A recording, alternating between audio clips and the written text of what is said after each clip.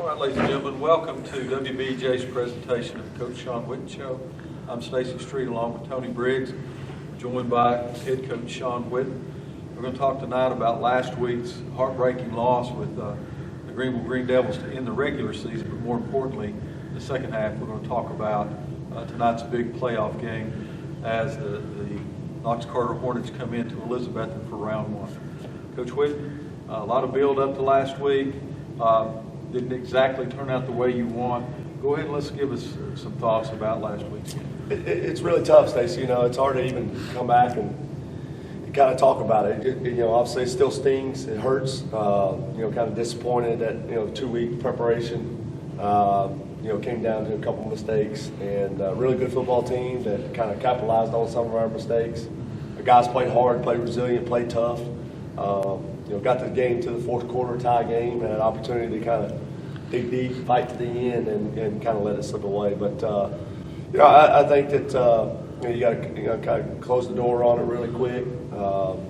You've never really been in this situation before as a coach, just to have this game, at week 11 and turn around and get ready for the playoffs. So there's a lot to kind of move forward on. The great thing is we got an opportunity to play this week. There's a second season, and get this point. Hopefully, if we put it back in our minds, we can have a revenge factor down the road. I guess we'll do a little something different this week because I don't want to talk about a lot about last week's game or not. I heard Dabo Sweeney interviewed this week, and of course they've lost more games this year than they have in a number of years. So we got he calls into his radio show and just spends about 10 minutes blasting. Well, he blasted them back, but he said something that made me think a little bit about this season. When we start the season, it's kind of an unknown. You got a sophomore quarterback, you've got coming off last season, you don't really know what you've got. And we roll into week 10, 9-0. And what he said is sometimes the expectation exceeds the appreciation. So that's kind of one thing I want to focus on. Appreciate what the kids did to get there to 9-0, but also to appreciate the fact as badly as they played, you're still talking about a 10-point win. Like you said, we're tied there at the end of the game. 10-point win and then a 48-yard field goal on top of that, which you don't see very much. But I think the thing that needs, there obviously, you talk about a lot of things, but there's a price to pay in order to win. Each week, the price to pay to win gets deeper and deeper and deeper, and that's what happens when you get to week 11, both teams 9-0, and you're playing for a region title, and then the home field playoff games is just there's a price to pay, and and when it gets to the fourth quarter, you got to dig a little bit deeper. And I think that there's a lot of things that we can learn. There's a lot of things we can look ourselves in the mirror. We spotted the team 13 points, got to find our way back, and then if that is the best team, we're not far off. And if we will fix some things, and which we have, and we've come back with a greater sense of urgency and a greater sense of preparation, and understand that there is no tomorrow. And we've had this motto all year long: we're chasing best. We got to find it, we got to seek it, we got to search it, and told the guys a little bit this week. At the end of the day, we don't really want their best. We want more. We want more, and there's got to be more that they're willing to give, as much as they put their heart and soul into this season. I know you probably hate to come up there and talk to us after a ball game on Friday night, win or lose, but we certainly appreciate that. And I like that because we get your gut on that night. And you said, Saturday, Sunday, Monday, I'm going to have to do my hardest coaching job of my career because of the situation that you were in.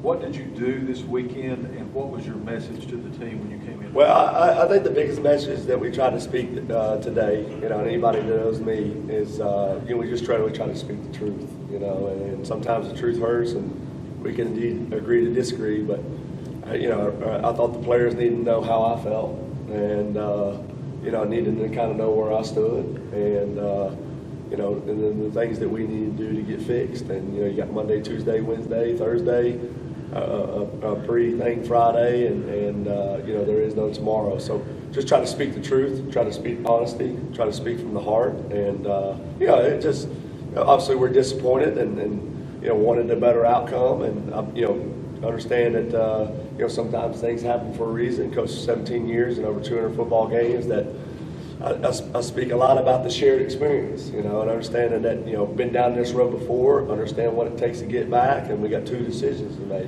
We can stay down or we can get back up, and we can try to continue to show that we got a good football team. I do. I think we've got great kickers. I think we've won in all three phases.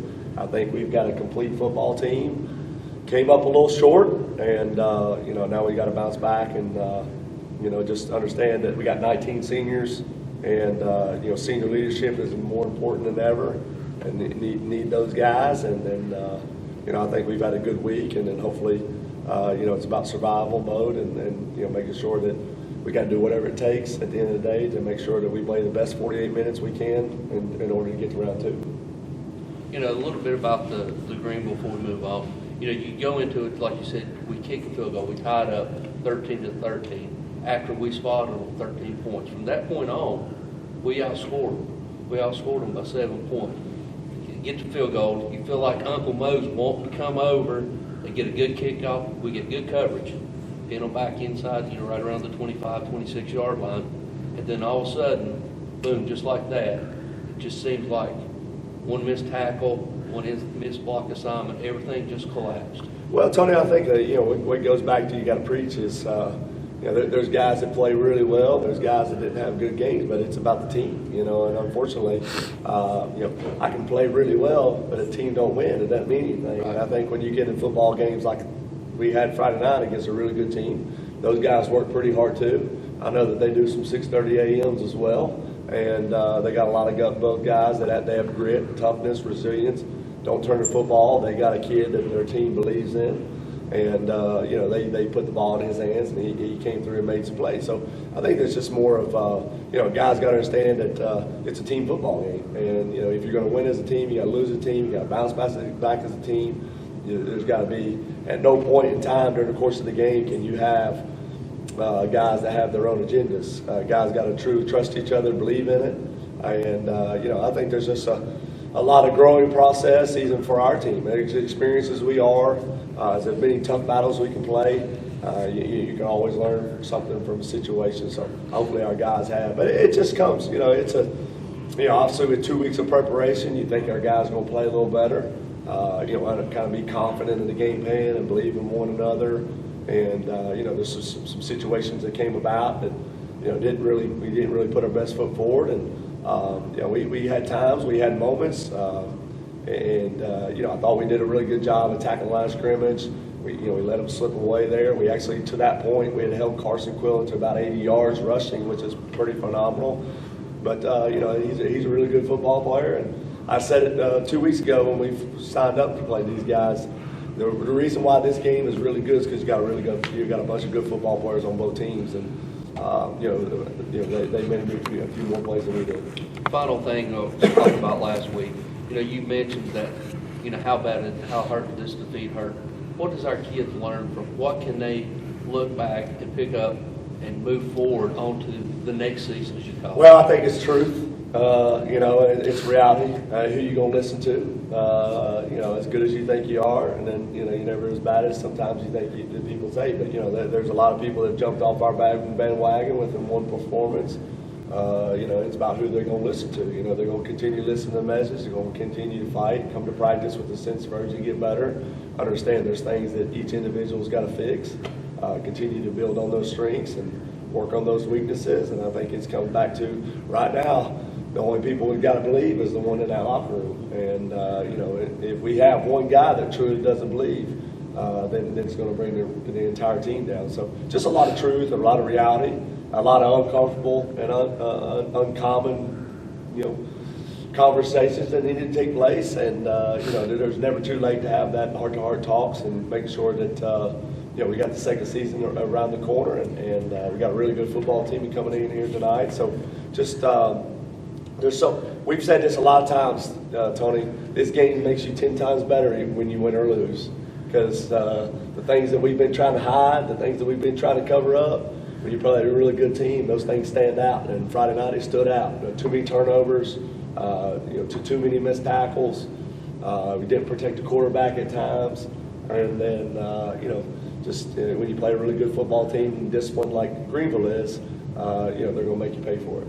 All right, ladies and gentlemen, that's going to do it for this first segment as we recap last week's Hart Christian loss to the Greenville Devils. When we come back, we'll preview tonight's first round, as it's a common opponent. It's the third time we faced, third year in a row.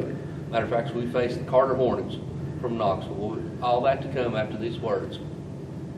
All right, ladies and gentlemen, welcome back to the Coach Shawn Witten Show. Coach, as I alluded to before the last time out, third year in a row that we played Knox Carter. They're still coming in. They're still an unorthodox style of offense, shall I say. Not a quirky, but unorthodox. But the difference between last year and this year, they don't have the big stud back there at quarterback. Well, I think this game comes down to, we've talked about a lot, but let me mention some names. Seth Campbell, Corey Green, Josh Hayes, Kyron Smalls, Wyatt Pitsenbarger, Braden Rainwater. We want to win tonight's football game. It comes down to the offensive line. What is our offensive line going to do to make sure we establish a line of scrimmage that we can run the football? And it's easier said than done. Guys like Mason Ball, Cam Baker, Billy Woodby, Mason Hall, Hunter Franklin, Andrew White. We've got enough people to play physical, play dominant, win the line of scrimmage. We know our defense is solid. We know our defense is good, but we've got to execute on offense. And those guys right there have been battling all year long. Been tough. From the tight ends, the tackles, the guards, the centers, H-back. We want to make their offense pay for it. Our offense has got to do a good job of tackling the line of scrimmage. And that leads us into the next one. What do you go in? What is your quote-unquote game plan, or what do you want to do? I know you said establish a line of scrimmage, but exactly what, without giving too much away, what are you looking for? Well, I think just football ain't about ball plays. It's about ball players, and you want to be a disciplined football team that wins the line of scrimmage defensively. Not a lot of team that like Carter to create the big play. And the thing about it is that we've been able to do the last 2 years in this game is you can't let a team like them hang around. They're 6-4. They look for the matchup. They're looking for formations to get you out of alignments. They do a lot of things. They take chances. We're going to stick to our guns. Rely on the things that have got us to be a really good football program. And, I want to see it in the guys' eyes that we truly believe that we're going to go out there and play well. An inspired football team that cares about one another, that truly believes. There's a lot to be said. It's a disappointing loss last week, one, because it's senior night on your home turf, but two, not allowing a playoff team to come in here and knock us out in the first round on our own turf where we spent a lot of times blood, sweat, and tears, and I think our guys understand that. So just got to get after the quarterback, make his life tough, get him off the spot, and then in the secondary, got to do a good job, make sure we don't give up big plays. All right, you're going from Greenville-style offense. They come out tight end, H-back, tight, run outside zone, run old-fashioned traps, pulls to a wide open. Yeah. How do you go into this? What's your game plan? How do you flip it from one to the other just in 4 days? That's probably the toughest thing as a coach because, what you see with Greenville is what you see is what you're going to get. And then when you play a team like Carter, it's very unconventional, and you got to be prepared. So, asking for the guys to really put the preparation in early in the week, understand that they got to flush the other things that we've worked on, and understand that we got to prepare for a lot of things in order to have great success on Friday. And each guy's got to be willing to put in that extra time to make sure they're prepared. Our skilled guys that play both sides of the ball. And the things that have gotten us to this point, Tony, just toughness, resilience, the characteristics, those are the things that are going to help you win on Friday. And so, we talk about all the time, what wins Friday is Monday through Thursday,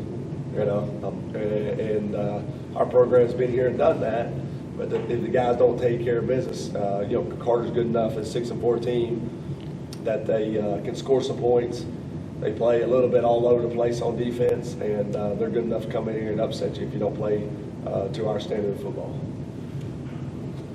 Y'all are being real kind. When they come in there on offense, it looks like when we were kids out in the yard, let's draw up and see what works. Right. And what makes that fun, or what makes that not fun, is when you have success, because you get that confidence or lack of confidence. What do you have to do on defense to keep the way a 6-4 team beats you is if they get a lot of confidence and they get emboldened to run. What do you do to knock them off of that, and so they never get that confidence on offense? Well, I think you can't allow them to kind of get anything going easy. Then you got to be ready for those splash plays. We talk about the formations of just some quick screen and goes, some splash plays. We talk about some double passes or some jet sweeps or some things that they like to get going, some running back screens that kind of slow our defensive front down, or same things that they picked up on throughout the course of the films. Everybody prepared for somebody different. I think too, our offense has really just got to set the tone. How we're going to play and the style of play we want to impose, and just do those simplicity things. Over the last 2 weeks, when you prepare for a big game, region title, a lot goes into those preparations. Now, when you got to flip the page, you just got to get back to being super simple. Each week, there's more on the line, and in order to do that, you've got to allow the guys to play, and to do that, you got to keep things simple. Allow guys to play both sides of the ball. Keep them the flow in the game, and hopefully we can do a great job of that. Let's go on offense a little bit. Last week, Seth did a good job running, so got a lot of yards against a pretty stout team. Passing game worked at times, and it didn't. Do you work on that this week, or do you try to just impose your will on the line running and mix in some passes? Well, with the situation that happened Friday, we've kind of made it tough on ourselves. People are going to make us have to throw it at times, and so we spent a lot of guys on that, time on that. We spent a lot of work on having to protect the quarterback out a little bit better. Greenville makes tough the things you can do to them, and so we got to do the things that Rhett can do really good. We got to protect them a little bit better. We got the guys that can do that, and just got to do get a good game plan around them, and then offensive lines where it starts. Whether we're running the football or protecting the queue, that's the most important thing that's got to happen. And then just decision making, just got to be better decision making. At times when you call some plays, it may or may not be there, just like they do on offense. Sometimes you just got to eat it, and so it's an opportunity for us. It's better late than never, and sometimes you've been in this thing long enough, Stacy and Tony, that you understand. You've been down this road before. You understand what it takes to get out. You know what wins football games, and the guys just got to truly believe in the game plan, truly believe in each other, and a lot of times there is a lot of pressure on round one. There's an expectation of the teams are really good or not really good, or they barely got in, or they played a weaker schedule. All that stuff doesn't matter. So you got to do a lot through this course of the week and getting inside those guys' minds to make them truly understand that we got to play our A game in all phases, or it can be an early exit out of the playoffs. When you come up there and talk to us Friday night when the game's over with, where do you want to be that you feel, okay, we're all right? What do you want to see happen Friday night during the ball game to say, okay, we're right where we want to be? Well, I think just seeing signs that guys truly believe in one another. They understand that we've got great chemistry, we got great unity, and that they really an inspired football team. I know our guys are focused and they really want to win deep down. Maybe we didn't have the energy we needed or the enthusiasm for whatever it may be. But I know our guys were focused and deep down really win. But when you get to that game in the fourth quarter, tied 13-13, you got to dig a little bit deeper. And we talk about paying the price. There's just more of a price you got to pay in those games. And these guys have been down that road. They understand what it takes. They've seen the good ones come through. They've seen how close we were a year ago. And so sometimes when you get knocked down like we did last week, there's only one way to do it, and that's come out swinging. So I think our guys can do that. And then we need guys, Ben Adams is another name. Landon Hughes is another name. That's an underclassman. Jirai is another name. Luke Whaley is a senior name. So Eli Blevins, we missed his presence. Cam Baker, who I thought had a great game last week, that had to play a lot of minutes. There's a lot of people there. And then the things that we've talked about from day one, our kicking game's been phenomenal. And I don't know how many people believe that we can make a 42-yard field goal, but the Suckers won us a football game September 29th, and he tied that thing up last Friday night. So we've got the pieces. We just got to do it one day at a time, one game at a time. And I know our guys have worked overtime to make it a successful night, and we got to go out there and do that. Coach Witten, as always, thank you. Ladies and gentlemen, that's going to do it for the Coach Shawn Witten Show here on WBJ Radio.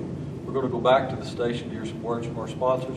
When we come back, Tony and I will have your pregame show for first round of the TSSAA Class 4 playoffs from Citizens Bank Stadium, where your Cyclones entertain the Knox Carter Hornets. We'll be back after these words from our sponsors.